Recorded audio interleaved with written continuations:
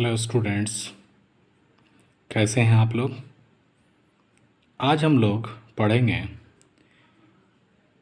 Sweetest love I do not go, rainbow part 2 class 12 की जो book है उसके पहले पोएम्स के बारे में।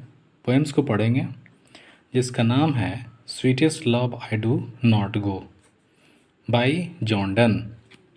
जॉन डन के बारे में मैंने कल की क्लास में मैंने बता दिया था कि जॉन डन को एक इंग्लिश पोएट कहते हैं। जॉन डन के पिता का नाम जॉन था। जॉन डन के बारे में कहा था कि John Donne 16 years old girl जिसका नाम एनी हैथवे था, उससे उसने अपनी मैरिज किया था, जिसे बहुत प्रेम करता था। वो उसे अपनी पत्नी और उसे बिलव्ड मानता था। 1611 ईस्वी में वो अपने यूरोप की यात्रा पर निकला। वो अपनी पत्नी को छोड़कर जाना चाहता था। उसे ऐसा लग रहा था जैसे मानो कि एक बहुत बड़ा अलगाव हो रहा है। उसी समय उसने इस कविता की रचना किया था। उसका टाइमिंग था 16 से 11 ईस्वी में। आइए हम पोएम्स को देखते हैं।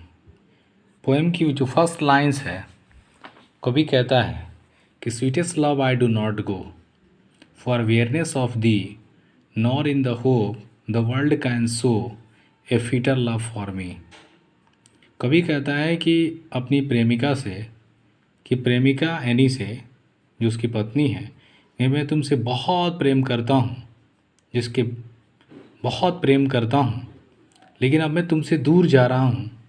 तुम ये ना समझो कि मैं तुझसे ऊब गया हूँ। For weariness of thee, nor in the hope the world can show a fitter love for me. तुम ये मत समझो कि मैं तुमसे इसलिए दूर जा रहा हूँ कि कोई और मुझे इस दुनिया में तुमसे ज़्यादा मुझे प्रेम करता है। But since that I must die at last is best. मैं तो इसलिए जा रहा हूँ क्योंकि मुझे पता है कि एक दिन मौत संभव है और मौत हम दोनों को जुदा कर देगी। Tease best to use my self in जेस्ट, thou by fanned and dash to die. एक दिन एक ऐसा वक्त आएगा जब मरना है और मौत जो है हम दोनों को एक दूसरे से अलग कर देगी। मैं चाहता हूँ कि मैं तुम्हें इस तरह तुम्हें इस काबिल बना दूँ कि मेरे मरने के बाद भी तुम मुझे उतना याद न करो। फिर कभी आगे कहता है, आगे की लाइन देखेंगे, कहता है yesternight the sun went hence. कभी भरोसा देता है कि जिस तरह से कल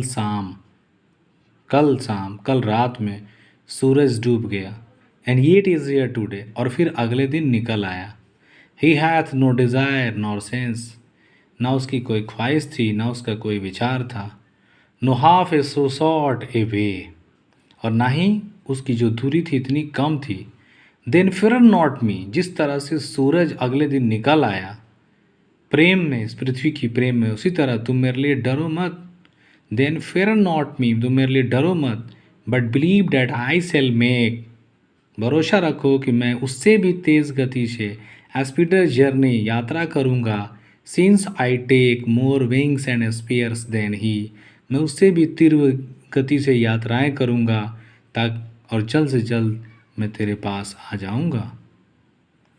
नेक्स्ट देखेंगे, how feeble is man's power, इंसान कितना बेबस है, कितना कमज़ोर है। That if good fortune fall, यदि उसकी किस्मत खराब हो जाए।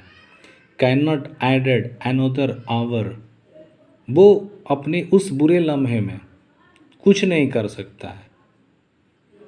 कैन नॉट एडेड, कुछ अच्छा नहीं कर सकता। Nor a lost hour recall, और ना ही जो वक्त गुजर जाए वो उसे दोबारा याद कर सकता है, उसे जोड़ सकता है।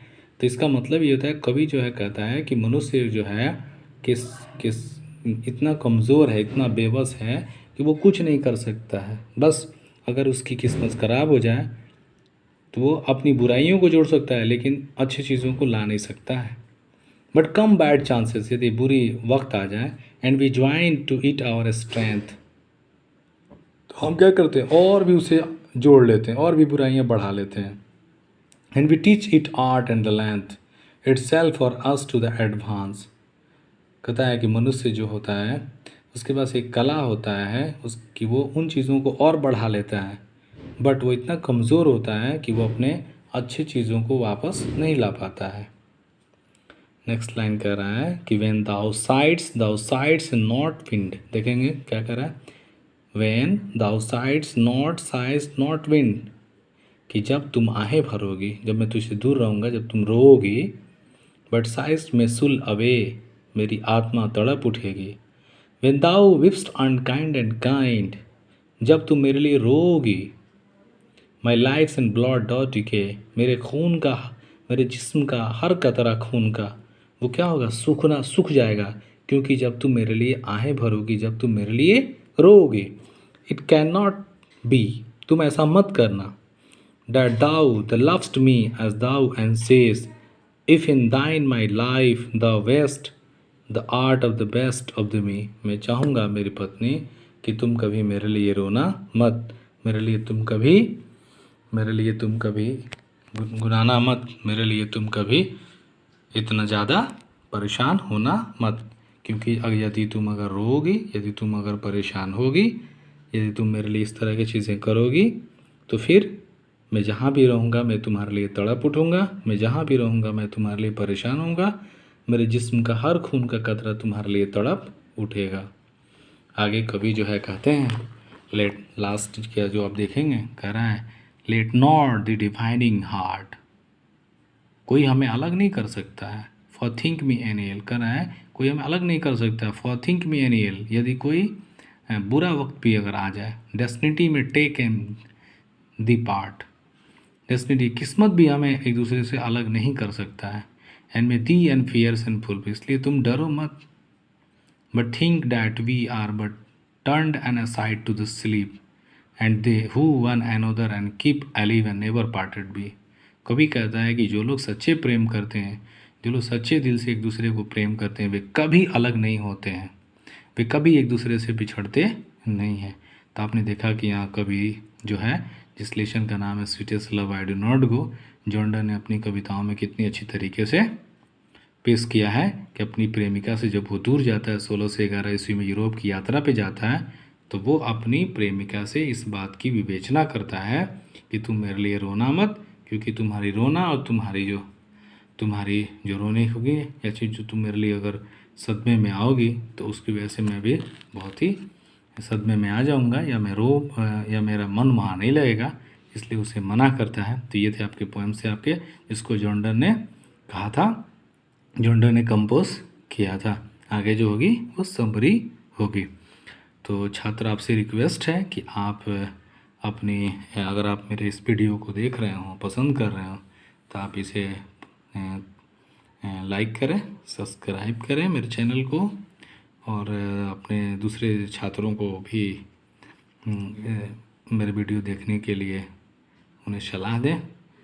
इस वर्ष क्लास 12th का जो एग्ज़ाम्स होगा, मेन एग्ज़ाम्स होगा 2021 में, उसकी प्रिपरेशन को देखकर मैं आपको प्रिपरेशन करा रहा हूँ, और ताकि आपके अच्छे एग्ज़ाम्स हो सकें और आप बेहतर मार्क्स ला सकें। इसके बाद जो है हम लोग लेशन की समरी को करेंगे। Thank you, have a nice day.